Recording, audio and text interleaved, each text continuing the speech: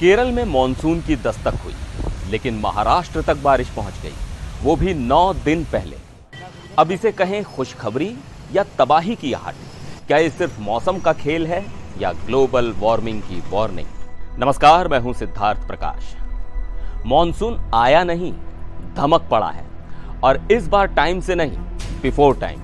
जी हां, 2025 में मॉनसून ने 1 जून का वेट नहीं किया, सीधा 24 मई को ही केरल, तमिलनाडु, कर्नाटक और महाराष्ट्र में एक साथ एंट्री मार ली। अब सोचिए, मॉनसून एक दिन में इतना लंबा सफर तय कर जाए, केरल से महाराष्ट्र तक। ये कोई आम बात तो नहीं लगती ना।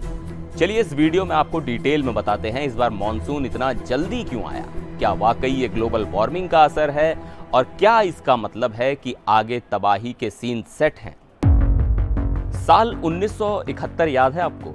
शायद नहीं, लेकिन मौसम को याद है, क्योंकि तब भी ऐसा ही हुआ था, जब मॉनसून ने एक साथ कर्नाटक और महाराष्ट्र के बड़े हिस्सों को कवर कर लिया था। और अब 2025 में फिर वैसा ही हुआ है। लेकिन सवाल यह है कि मॉनसून का इस तरह जल्दी आना, क्या यह असामान्य है? सीधा जवाब हां भी, नहीं भी। मतलब ऐसा बहुत रेयर होता है, लेकिन नामुमकिन नहीं। अब आते हैं असली गेम चेंजर्स पर, यानी वो कारण जिनकी वजह से मॉनसून ने एक्सप्रेस स्पीड पकड़ ली। मॉनसून का आना कोई एक वजह से नहीं होता, ये क्लाइमेट फैक्टर्स और ह्यूमन फैक्टर्स दोनों का मिला जुला असर होता है। सबसे पहले ग्लोबल वार्मिंग। अब आप सोचेंगे मौसम है, आता जाता रहता है, लेकिन जब धरती का तापमान 1.2 डिग्री सेल्सियस ऊपर चला जाए तो असर तो होगा ही। यूरेशिया और हिमालय में बर्फ कम गिरी है, करीब 15% कम, और जब बर्फ कम तो जमीन ज्यादा गर्म। नतीजा, मॉनसूनी हवाओं को ऊपर उठने में कम रुकावट। वायुमंडल में नमी ज्यादा, क्योंकि हर 1 डिग्री तापमान बढ़ने पर हवा में 6 से 8% ज्यादा नमी होती है। मई 2025 में अरब सागर और बंगाल की खाड़ी में भारी नमी, यानी बादलों को बनने में ज्यादा देर नहीं लगी। और हां, एक साइक्लोनिक सिस्टम भी था कर्नाटक गोवा तट के पास, जिसने मॉनसून को और धक्का दे दिया। अब बात करते हैं एक कम सुने गए लेकिन बहुत जरूरी हीरो की, सोमाली जेट। ये हवाएं मॉरिशस और मेडागास्कर से उठती हैं और सीधे अरब सागर से होते हुए भारत के पश्चिमी तट तक आती हैं, यानी केरल, कर्नाटक, गोवा और महाराष्ट्र तक। 2025 में ये हवाएं असामान्य रूप से तेज थी। कुछ एक्सपर्ट्स कहते हैं कि इसका ग्लोबल वार्मिंग से भी कनेक्शन हो सकता है। अब बात करते हैं MJO की, यानी मैडन जूलियन ऑसिलेशन। नाम से ही लगता है जैसे कोई विदेशी जादूगर हो, लेकिन असल में ये एक हवा और बादलों का घूमता हुआ सिस्टम है जो पूरी धरती के इक्वेटर के आसपास घूमती रहती हैं, जैसे कोई चलता फिरता बादल पैदा करने वाला सिस्टम। इसका असर इंडिया पर तभी पड़ता है जब यह हिंद महासागर में होता है, और जब यह हमारे पास आता है तो बादलों को उकसाता है, बारिश को तेज करता है, तूफानी एक्टिविटी बढ़ाता है। अब 2025 में क्या हुआ? मई महीने के दूसरे हफ्ते में MJO हिंद महासागर में एक्टिव हुआ, और उसी टाइम पर अरब सागर में साइक्लोन बना रेमल, यानी बादल, हवा, दबाव, सब कुछ एकदम सिंक्रोनाइज था।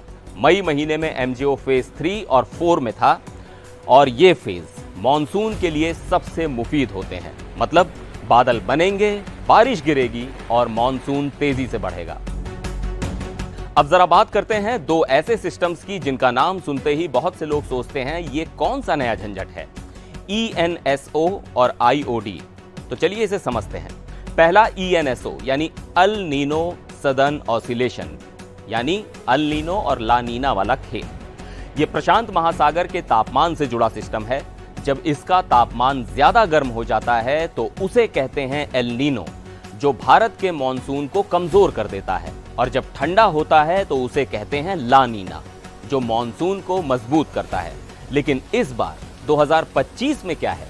न ज्यादा गर्मी न ज्यादा ठंडक, यानी ENSO न्यूट्रल है, और यही न्यूट्रल हालात भारत के मॉनसून के लिए फायदेमंद माने जाते हैं।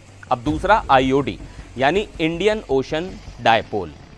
अब ये थोड़ा इंडियन है, ये देखता है कि भारतीय महासागर के पश्चिमी हिस्से यानी अफ्रीका की तरफ और पूर्वी हिस्से यानी इंडोनेशिया की तरफ पानी का तापमान कितना अलग है। अगर पश्चिमी हिस्सा गर्म होता है और पूर्वी हिस्सा ठंडा तो इसे कहते हैं पॉजिटिव आईओडी, ये मॉनसून के लिए अच्छा होता है, मतलब बादल बनने, बारिश बढ़ाने में मदद करता है। अगर उल्टा हो गया तो कहते हैं नेगेटिव आईओडी, जो बारिश को डिस्टर्ब कर देता है। 2025 में अभी आईओडी भी न्यूट्रल है, लेकिन मौसम वैज्ञानिकों का कहना है कि अगस्त सितंबर तक ये हल्का पॉजिटिव हो सकता है, जो आगे जाकर मॉनसून को और भी ताकत देगा। अब एक बड़ा सवाल, क्या मॉनसून इसी स्पीड से पूरे देश में फैल जाएगा? तो शॉर्ट आंसर, शायद नहीं। आईएमडी कह रहा है कि जून की शुरुआत में मॉनसून की रफ्तार धीमी हो सकती है। क्यों? क्योंकि मिड लैटिट्यूड की शुष्क हवाएं यानी ड्राई एयर मासेस मॉनसून की नमी को रोक देती हैं। ऐसा ही कुछ 2024 में भी हुआ था, जब चक्रवात रेमल ने मॉनसून को 19 दिन तक बंगाल की खाड़ी में रोक दिया था।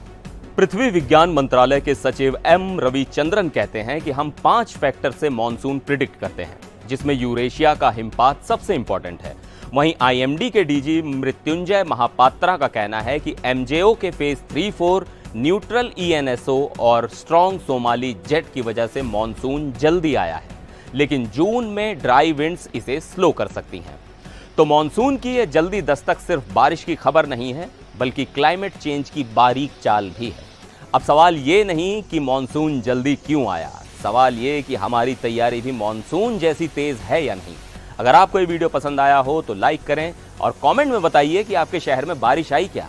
और हाँ, चैनल को सब्सक्राइब करना मत भूलिएगा। फिर मिलेंगे एक और वीडियो में, तब तक के लिए नमस्कार।